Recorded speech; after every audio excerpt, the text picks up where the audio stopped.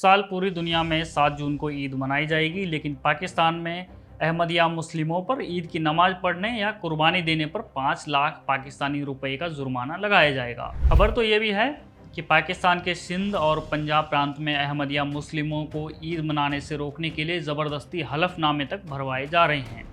सार्वजनिक तौर पर तो छोड़िए, पाकिस्तान के कई इलाकों में अहमदिया मुस्लिमों को घर के भीतर भी अपने मजहबी रीति रिवाजों और कुर्बानी न करने का दबाव तक बनाया जा रहा है। अहमदिया मुसलमान जिन पर आए दिन पाकिस्तान में हमले होते रहते हैं, उनकी मस्जिदों, उनके कब्रिस्तान को आए दिन तोड़ा जाता है। यह बात आज किसी से छुपी हुई नहीं है कि यह काम पाकिस्तान की सरकार के सहयोग से ही हो रहा है। पाकिस्तान में अहमदियों की जनसंख्या लगभग 20 लाख से भी ज़्यादा है, लेकिन पाकिस्तान इन्हें मुसलमान नहीं मानता।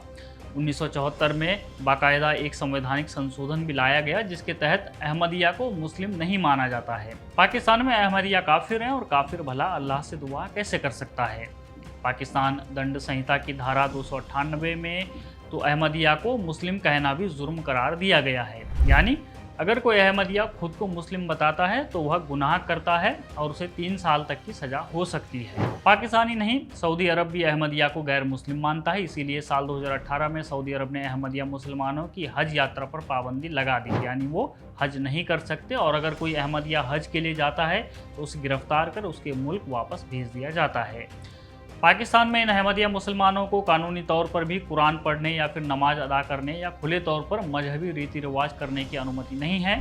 अगर ये ऐसा करते हैं तो इन पर हमले किए जाते हैं। यही कारण है कि Lahore high court bar association ने पंजाब के आईजी को एक पत्र लिखकर धमकी दी है कि अहमदिया समुदाय पर इस्लामी रीति रिवाजों का पालन कर कानून का उल्लंघन कर रहा है। खबरों के मुताबिक केवल मुसलमानों को ही कुर्बानी करने का अधिकार है।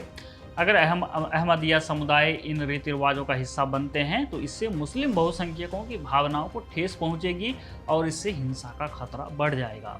अब आखिर अहमदिया मुसलमानों की समस्या क्या है?